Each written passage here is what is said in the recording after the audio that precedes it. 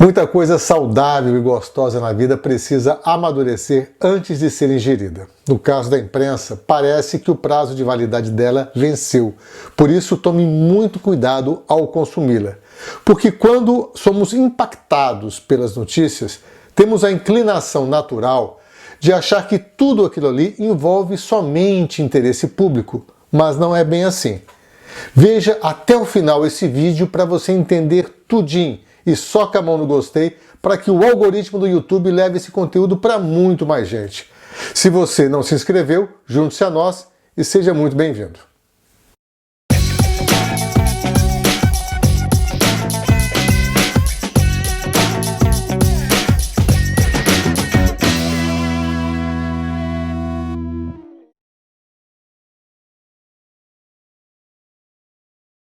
O jornalismo empresarial sempre esteve ligado umbilicalmente aos seus financiadores, os anunciantes, por exemplo.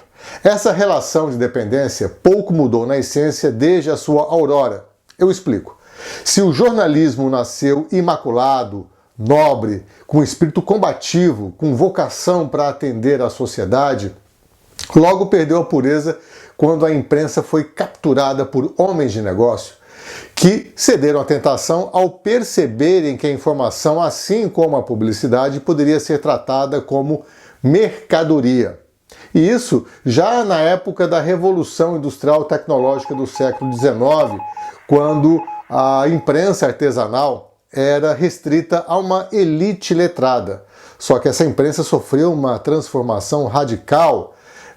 Os jornais passaram a ser produzidos em maior volume, em escala industrial, muito mais rápido, levado a muito mais gente em menos tempo, graças a quê? Graças à alfabetização, à eletricidade, ao navio a vapor e ao trem. E transformou-se assim no primeiro meio de comunicação de massa. Essa fase perdurou até o final da Segunda Guerra Mundial. Terminado o conflito, a imprensa, principalmente na Europa, mas também nos Estados Unidos, já com o surgimento da televisão, sofria uma catarse. A cobertura jornalística nunca esteve, naqueles anos, tão sintonizada com os interesses públicos, porque o seu compromisso principal era com a liberdade de expressão, a diversidade de vozes, de ponto de vista, a qualidade de conteúdo e a responsabilidade social. Mas também as suas preocupações eram com questões sociopolíticas, porque o mundo vivenciava a Guerra Fria, uma era de fortíssima e violenta disputa ideológica entre o capitalismo e o comunismo. E o capitalismo tinha que se comportar bem, né, se apresentar bem para conquistar corações e mentes, como a gente faz no primeiro encontro amoroso, né? A gente se apronta, a gente penteia o cabelo, se perfuma, tenta ser engraçado, tenta esconder as manias, os nossos defeitos, para se apresentar como uma alternativa muito melhor que o seu antagonista, o comunismo, e mesmo até em relação ao seu antecessor, o liberalismo clássico, que levou o mundo ao crash econômico de 1929. Para tanto, o Estado tinha que assumir a condição de agente da promoção social e organizador da economia, oferecendo serviços públicos de qualidade e uma proteção social à população, garantindo dignidade a todos os cidadãos. Eu digo todos os cidadãos. Aquela foi a era do welfare state, o estado do bem-estar social, quando as sociedades europeias, principalmente nos países nórdicos, Dinamarca, Suécia, Finlândia, Noruega, conquistaram um sistema democrático com uma forte e eficiente rede de proteção social. Na Suécia, por exemplo, não existe uma diferença muito grande entre quem ganha menos e quem ganha mais. Vou dar um exemplo, né, de uma atividade profissional onde a remuneração não é muito grande, que é o lixeiro. O lixeiro sueco vai tirar férias esquiando nos Alpes suíços e a faxineira vai tomar sol nas praias da Grécia no verão, né?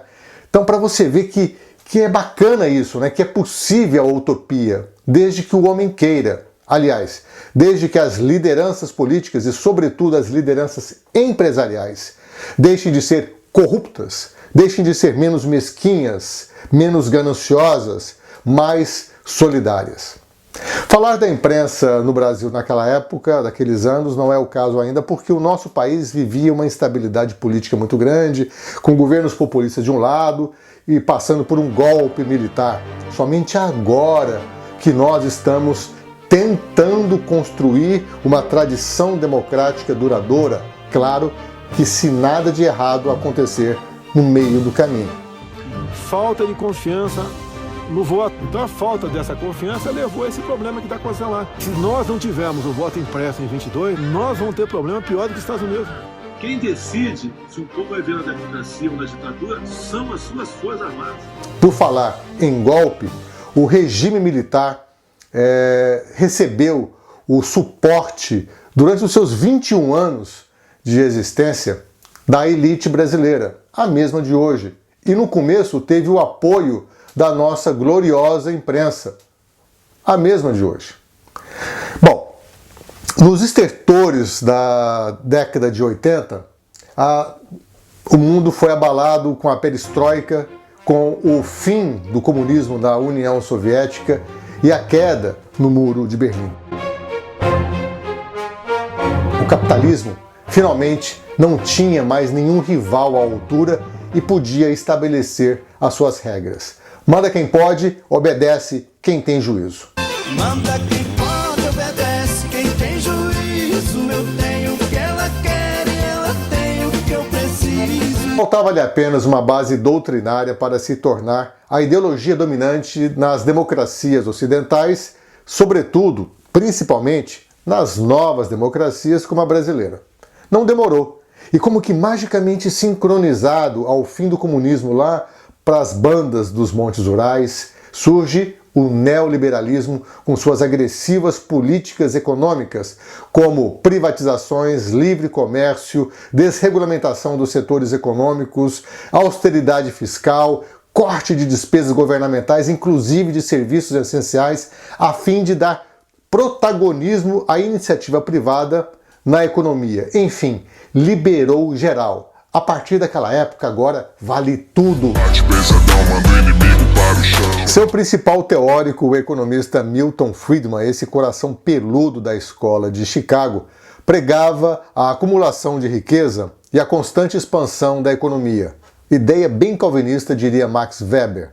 A agenda social não fazia parte desse novo evangelho, não de verdade.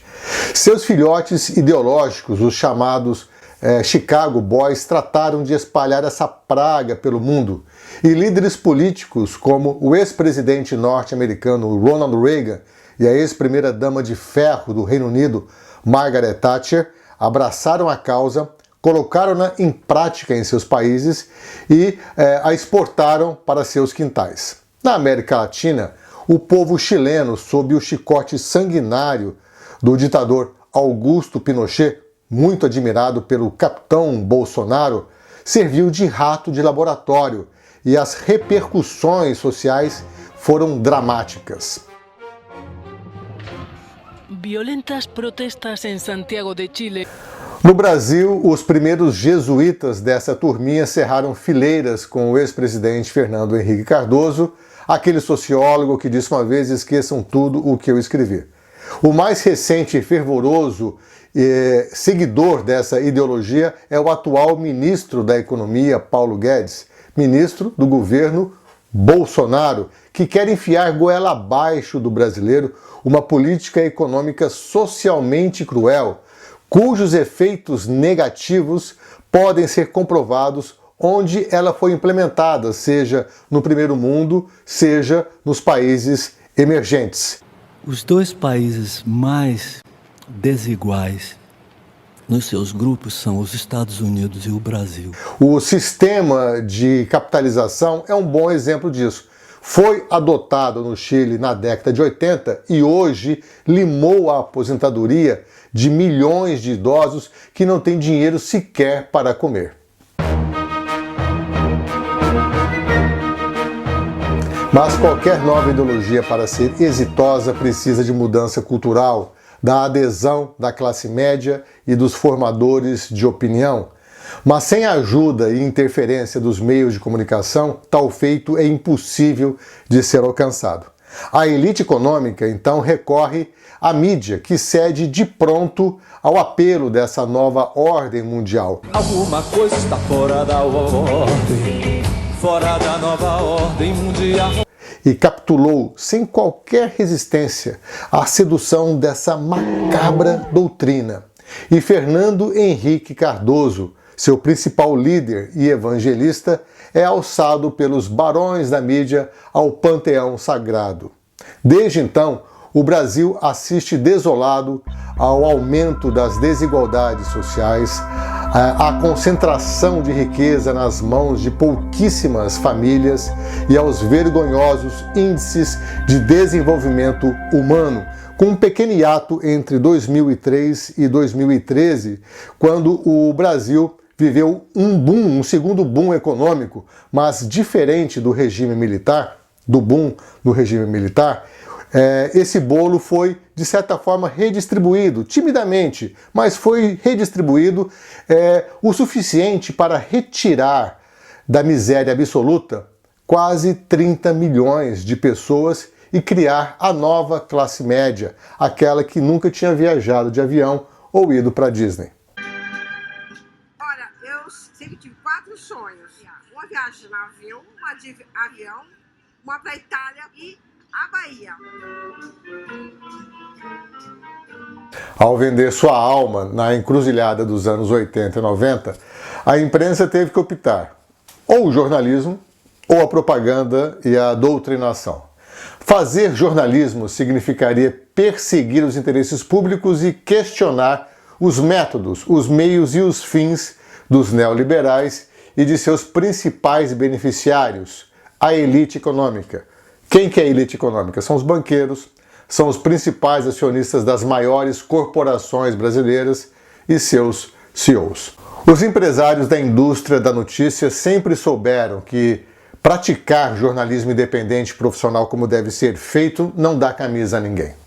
Por isso decidiram renovar o pacto nupcial com os empresários, aqueles que realmente financiam a produção da notícia, que no final das contas são os seus anunciantes. E assim poder continuar a distribuir dividendos e lucros gordíssimos para os seus sócios. Então a conclusão a que chegamos é que quando a imprensa está sintonizada com os interesses nacionais, como vimos na Europa do pós-guerra, ela ajuda os países a se tornarem mais socialmente justos e economicamente viáveis e poderosos e ricos. Ao contrário, quando ela está afinada aos interesses corporativos, como vimos no Brasil do pós-ditadura e do neoliberalismo atual, do seu Fernando Henrique Cardoso, de Rodrigo Maia, de Paulo Guedes, de Luciano Huck, ela ajuda o país a afundar economicamente e a torná-lo cada vez mais desigual. Explicando o título deste episódio, os interesses públicos não são prioridade da imprensa brasileira. O que interessa aos empresários da notícia não é isso, e sim o cacau, o dinheiro, o din-din. É ver a caixa registradora trabalhando com vontade, custe o que custar, nem que seja o custo social, o da desigualdade, o da acumulação de riqueza e o da corrupção. O resto não passa de slogan, de propaganda, de conversa mole. Eu termino o episódio de hoje indicando o livro Por que as Nações Fracassam, de 2 professores norte-americanos, um do MIT e outro de Harvard. É um livro muito interessante e trata de tudo que falamos neste vídeo e apontam os verdadeiros responsáveis pelo fato de uma nação prosperar e a outra fracassar. Para eles são as lideranças políticas, óbvio, e as empresariais. Eu colocaria também a mídia, mas esse é um assunto para outro momento. Trazendo para o contexto brasileiro, quem são as lideranças políticas? Rodrigo Maia, que é o presidente da Câmara dos Deputados, adulado pelos comentaristas econômicos, porque está na linha de frente das reformas e faz tabelinha com o ministro da Economia, Paulo Guedes.